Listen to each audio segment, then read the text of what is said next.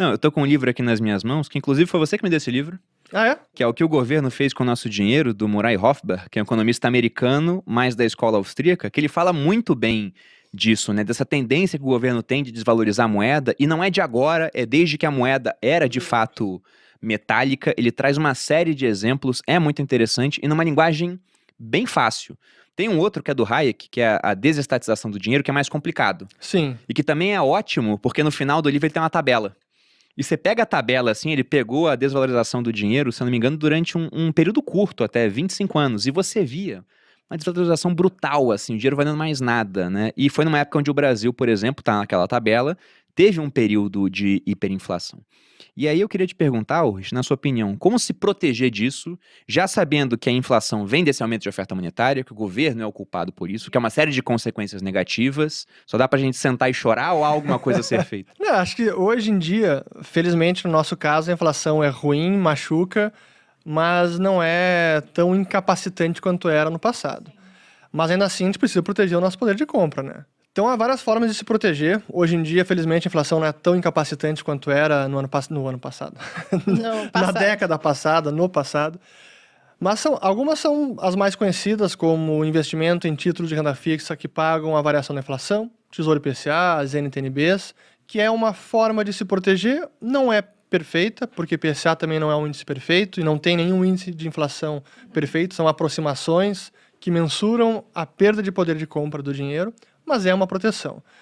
Moeda forte, investimentos em moeda forte, ou até mesmo, dependendo do momento, ter diretamente moeda estrangeira, que a gente fala moeda forte, mas hoje é tudo mais ou menos fraca, né? Eu diria que a moeda menos fraca, né? Moeda forte é só ouro e Bitcoin, na minha opinião. Mas esse é tema para depois. Investimentos em ativos reais também, né? Que não podem ser inflacionados, é imóvel, é commodity como ouro. Empresas também, em ações, são boas empresas. Eu prefiro muito mais investir numa empresa que produz algo realmente útil e que vai ter uma renda e vai perdurar ao longo do tempo, do que simplesmente comprar apenas título do governo, ficar financiando o governo, que eu faço com muito pesar. Ter que ficar comprando título do governo é ruim, dói.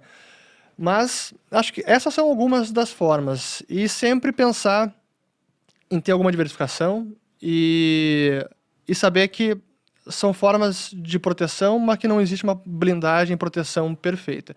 E claro que a gente pode sofisticar mais, né? Tirar dinheiro do país, ter ativos fora daqui, em outra jurisdição, porque a gente começa também imaginar cenários menos legais, para dizer assim. Porque, assim, o Brasil, a gente falou do Plano Collor. Cara, quem não se lembra do Plano Collor, que foi um confisco em massa, da noite para o dia, da poupança da população. Um negócio que Numa canetada, foi isso, numa canetada. Só pra eu entender. O cara falou, vamos pegar todas as poupanças aí, o dinheiro que tá na poupança é meu. Até Não só tanto de poupança quanto a tudo. corrente Contas também. Mas eles foram camaradas, porque eles pegaram dinheiro e depois abriram uma linha de crédito. Onde os empresários, por exemplo, que tinham que pagar folha, né, podiam tomar recurso emprestado do governo. Entendi. Agora E que eu já alguns roubei o seu empresários dinheiro, também... você pega emprestado comigo. Amor, é um confisco, não é um roubo. Por favor, né? Um empréstimo compulsório. Né? Vamos tratar as coisas como realmente são. E além disso, também alguns empresários, né, sonharam, coincidentemente também eram amigos do presidente. Vale falar isso, né? É uma coincidência. Mas eles conseguiram tirar o dinheiro num golpe de sorte logo antes. Dias antes, momentos antes, entendi. Mas foi assim. Colocaram um feriado bancário. E aí o brasileiro já estava acostumado, né, a saber que vinha alguma coisa depois de um feriado assim, e ele foi lá em uma canetada e tirou o dinheiro das pessoas. E aí você pode começar a pensar, né, porque tem aquela frase que atribuem ao Stalin, de que a morte de um homem é uma tragédia, de milhares é uma estatística. Aí você vê isso, confiscaram de todo mundo, mas quando você para pensar em casos individuais, imagina o caso daquela pessoa que, por exemplo, citando algo genérico aqui, o cara, ele vendeu um imóvel e aí ele não podia deixar o dinheiro fora do banco, porque com uma inflação muito alta, você perdia dinheiro a ponto de no dia seguinte estar tudo muito mais caro. Então o que acontecia naquela época era o investimento chamado overnight. Você colocava o dinheiro no banco no final do dia, filas imensas no banco, para tirar no dia seguinte. Então o cara vendeu um imóvel para comprar um outro, por exemplo, né? Às vezes deu sinal. Imagina essa situação. E aconteceu. E aí no dia seguinte, aconteceu com muita gente. Várias negociações do Brasil.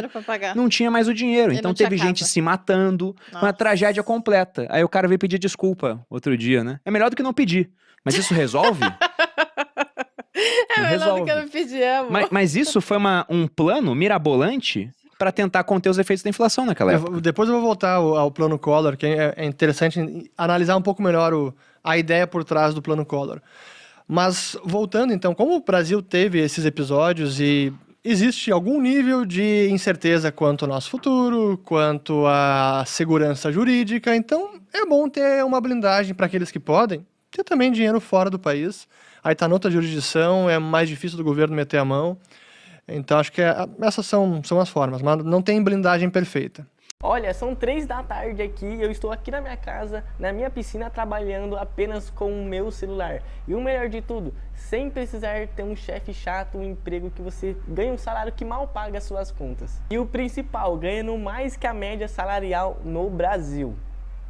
Tudo isso porque um dia eu decidi trabalhar através da internet. E após meses tendo resultados com essa estratégia, meses consecutivos mesmo, eu criei um método simples e passo a passo que, se cumprindo, vai te dar uma vida muito melhor do que você tem agora. E tudo que você precisa fazer é clicar no botão para você saber mais e conhecer um método.